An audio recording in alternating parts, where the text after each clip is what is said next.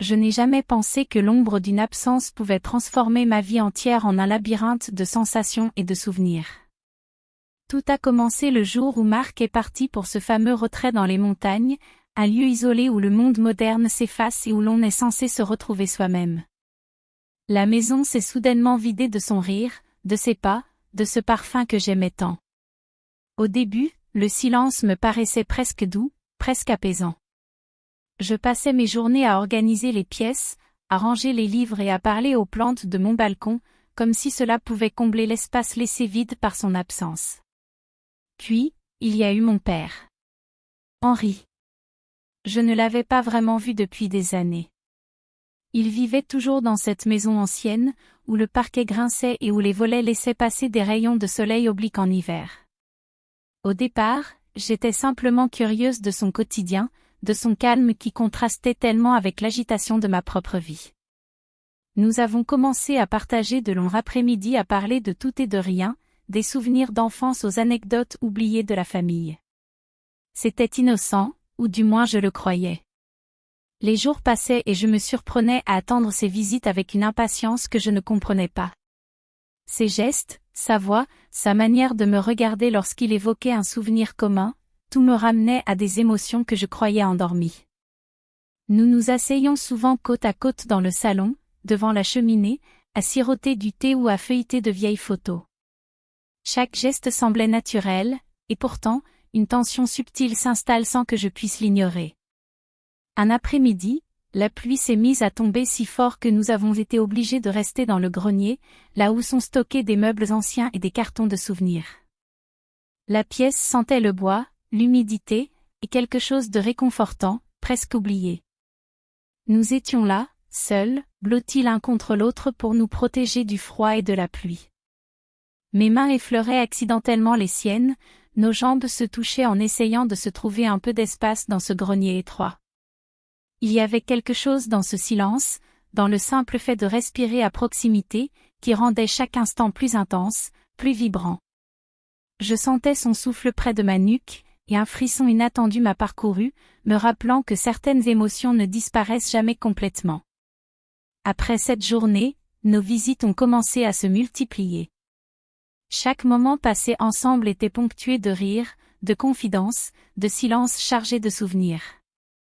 Même les choses les plus anodines, l'aider à déplacer un meuble, nettoyer la terrasse, ramasser des papiers qui tombaient, prenaient une dimension particulière. Je commençais à réaliser que le lien qui nous unissait dépassait la simple complicité familiale. Un soir, alors que Marc était encore loin, il m'a demandé de l'aider à repeindre un meuble ancien dans son atelier. Je me suis penchée pour attraper un pinceau tombé par terre, et nos mains se sont frôlées. Son souffle était si proche que je l'ai senti contre ma nuque. Rien n'a été dit, rien de plus ne s'est passé, et pourtant, ce simple contact a été suffisant pour marquer une ligne invisible que nous venions de franchir. Ce moment, si bref, a changé la manière dont je percevais chaque seconde passée à ses côtés. Les jours suivants, chaque geste, chaque sourire, chaque regard échangé devenait un fil subtil tissé entre nous, fragile mais impossible à ignorer. Et même si je continuais à répéter à moi-même que c'était innocent, que ce n'était que de l'affection, je sentais au fond de moi que quelque chose avait changé, que cette absence de Marc avait ouvert une porte que je ne pourrais jamais refermer totalement. Les semaines passaient, et je me rendais compte à quel point la maison semblait différente sans Marc. Les murs, pourtant familiers, me paraissaient plus vastes, et chaque recoin semblait résonner de silence. Les habitudes, autrefois insignifiantes, prenaient maintenant une nouvelle signification.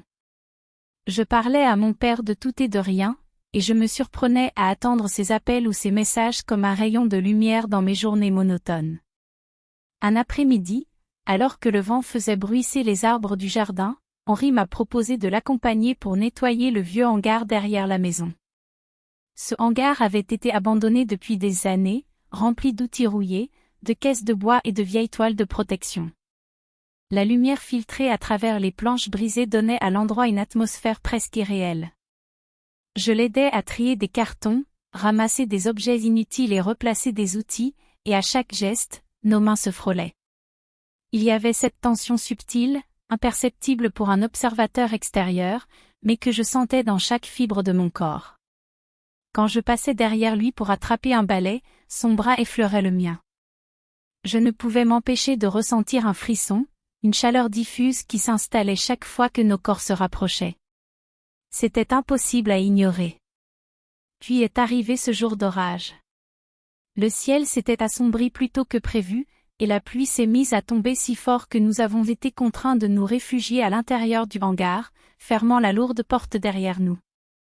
L'espace était étroit, et nous étions contraints de rester proches pour nous protéger de l'humidité et du vent.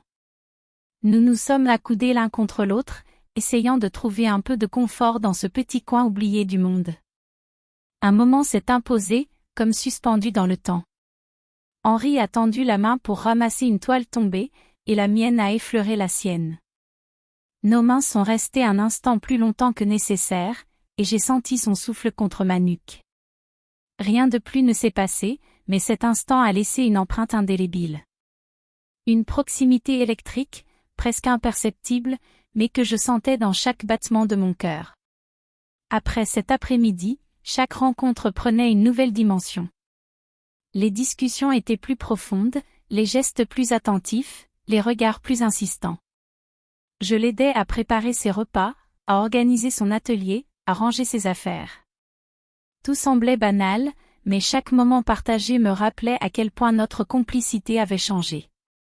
Il n'y avait pas de mots pour décrire ce lien nouveau, quelque chose de fragile et de précieux à la fois.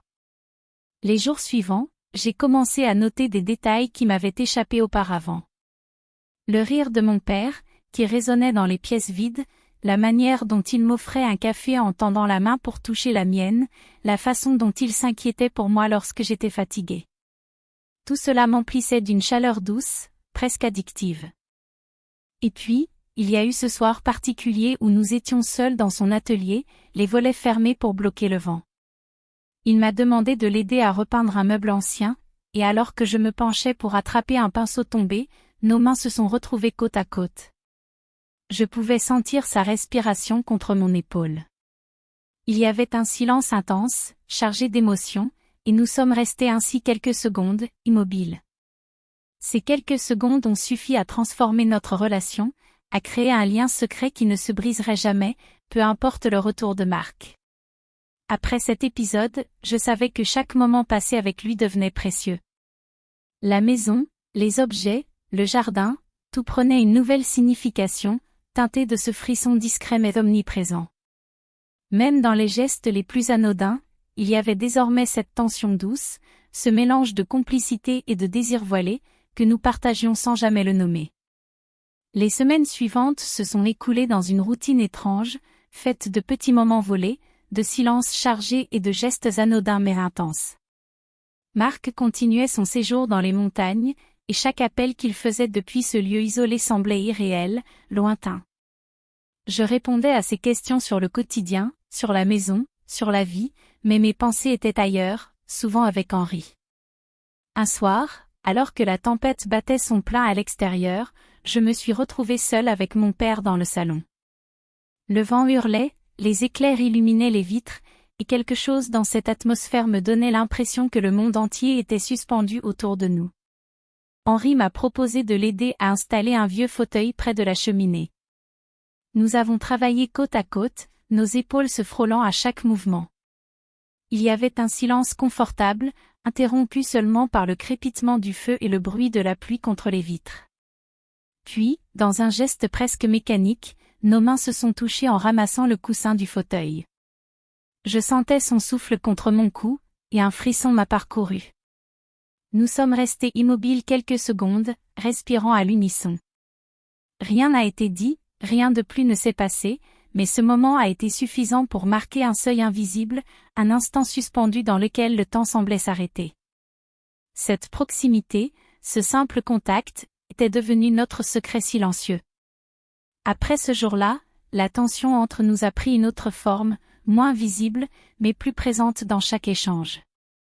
Nous nous parlions plus profondément, nous partagions des souvenirs que je n'avais jamais révélés, et je découvrais chez mon père des facettes de sa personnalité que je n'avais jamais remarquées.